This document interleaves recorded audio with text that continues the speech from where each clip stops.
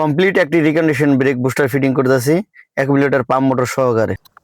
Hello everyone, আসসালামু আলাইকুম। আজ দেখাবো নতুন একটি পর্ব, যেটাখানে দেখতে পারবেন ইলেকট্রিক ব্রেক বুস্টার অথবা হাইড্রোলিক ব্রেক বুস্টার বলে যাকে, সেটা আমরা একটা গাড়ির নোয়া স্কোয়ার, যেটার হাইব্রিড ব্রেক বুস্টারে একটি ফল্ট আসার কারণে আমরা ব্রেক বুস্টারটা রিপ্লেস করব।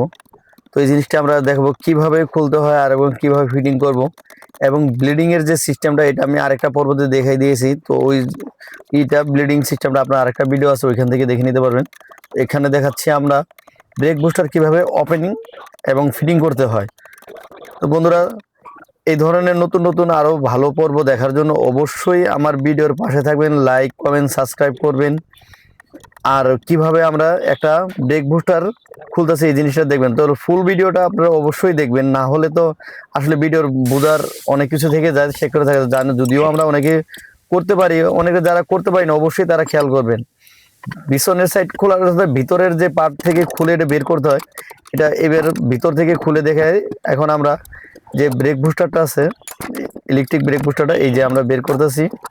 এটা হলো SBS electric hybrid brake booster accumulator fault code আসলে পুরো কমপ্লিট অ্যাসেম্বলি এটা বাদ হয়ে গেছে। আমরা নতুন একটা একটা যেটা বলে রিকন্ডিশন, এই একটা রিকন্ডিশন ফ্রেশ দেখে, মানে যেটা একবার দেখতে নতুনের মতো, ওরকম কাস্টমার যেন আসলে স্যাটিসফাই থাকে আমাদের প্রোডাক্টের উপরে, এবং যে জিনিসটা লাগাচ্ছি অবশ্যই আমাদের নিজস্ব একটা দায়িত্ব থাকে এই জিনিসটা ফিটিং করার, নিজ দায়িত্বে আমরা করে দিচ্ছি। এটা অ্যাকুমুলেটর পাম্প যেটা বলে আর কি, যেখান থেকে পাম্প হতো না, আর ওইটা আপনার ব্রেক বুস্টার রিকন্ডিশন। তো বন্ধুরা দেখেন আমি ফিটিং করতেছি।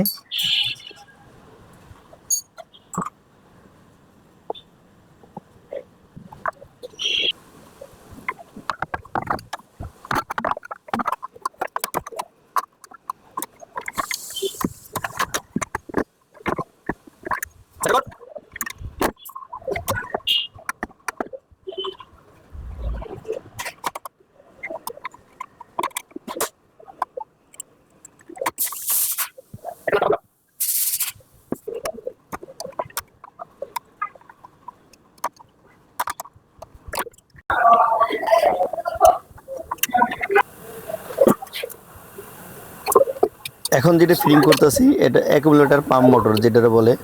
এখান থেকে মূলত আসলে ব্রেকের যত শক্তি উৎপাদন হওয়ার এখান থেকে হয়। তো বন্ধুরা, এটা ফিটিং করার পরে কমপ্লিট আর কি চেঞ্জ করতেছি, আমরা টোটাল কমপ্লিটই চেঞ্জ করব।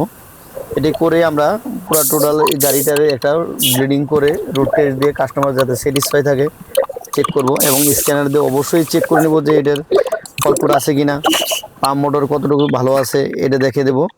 তো বন্ধুরা দেখতে থাকেন। আমি আসলে ভিডিওটা নিয়ে আপনাদের পাশে আসার কারণ হলো, আমি করতেছি, আরেকজন বসে থাকবে বেকার, শিখতে পারবেন এমন কিছুই নাই।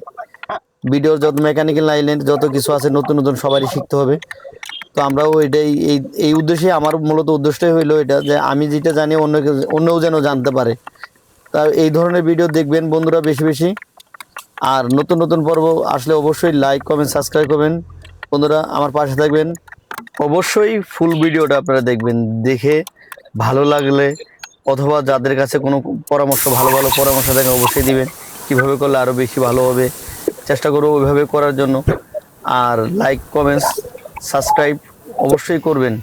বন্ধুরা ভালো থাকবেন, দোয়া করবেন। আসসালামু আলাইকুম রহমতুল্লাহ বরকাতু।